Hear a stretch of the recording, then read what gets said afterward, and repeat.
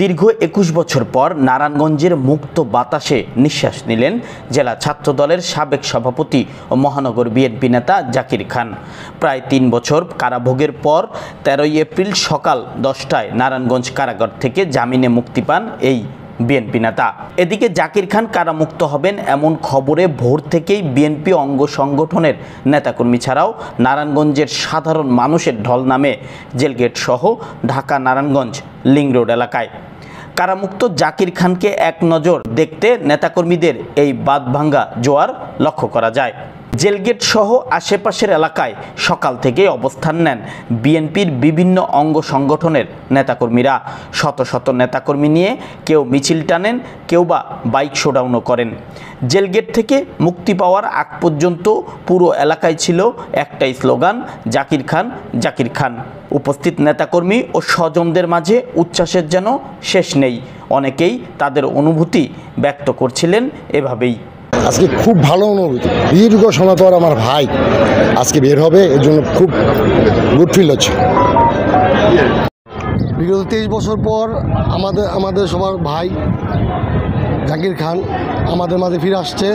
আমরা সবাই অনেক খুশি, নারায়ণগঞ্জবাসী খুশি, আর নারায়ণগঞ্জবাসী সবাইকে ধন্যবাদ জানাই আমার ভাইয়ের পাশে থাকার জন্য। জেলা মৎস্যজীবী দলের নেতৃবৃন্দ, কেন্দ্রীয় নেতৃবৃন্দের উপস্থিতিতে ব্যাপক শোডাউন করে। এ সময় মৎস্যজীবী দলের কেন্দ্রীয় ও স্থানীয় নেতৃবৃন্দ জাকির খানের মুক্তিতে তাদের আনন্দ অনুভূতি প্রকাশ করে। তারা নারায়ণগঞ্জের বিএনপিকে জাকির খানের হাতে তুলে দিতে বিএনপির ভারপ্রাপ্ত চেয়ারম্যান তারেক রহমান সহ কেন্দ্রীয় নেতৃবৃন্দের প্রতি আহ্বান জানান। আমরা জাকির খানের ভবিষ্যৎ নারায়ণগঞ্জের রাজনীতি উত্তরোত্তর সফলতা কামনা করছি। সে যেন ভালো একটা পজিশন নারায়ণগঞ্জের রাজনীতি প্রতিষ্ঠা লাভ করতে পারে। জনাব তারেক রহমান অতি শীঘ্রই নারায়ণগঞ্জের আপামর জনসাধারণ নেতা আমার আনন্দ করার জন্য জাকির খানের হাতে এই নারায়ণগঞ্জের নেতৃত্ব তুলে দেবেন এবং নারায়ণগঞ্জের মানুষ সবচেয়ে বেশি স্বাধীনতা উপভোগ করবে এবং নারায়ণগঞ্জের আইন শৃঙ্খলা সবচেয়ে বেশি ভালো থাকবে ইনশাল্লাহ।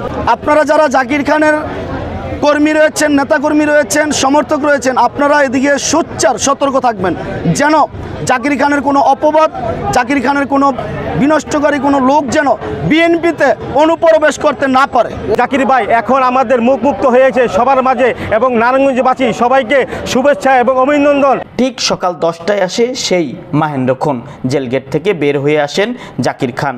এ সময় ঢাকা নারায়ণগঞ্জ লিং রোড লোকারণ্য হয়ে যায়।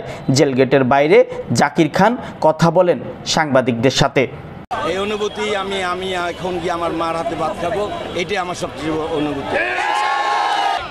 সর্বমূল্যে এই প্রশাসন আগামী দিনে এই প্রশাসন থাকবে। আমরা এই প্রশাসনকে সহযোগিতা করে একটি নতুন প্রশাসনের মাধ্যমে মানবতার ভিত্তিতে সব কিছু রক্ষা করব। পরে লক্ষাধিক নেতাকর্মী ও কর্মী সমর্থকদের ব্যাপক শোডাউনের মধ্য দিয়ে শহরে প্রবেশ করেন জাকির খান এবং পৌঁছেন দেওভোগের নিজ বাড়িতে।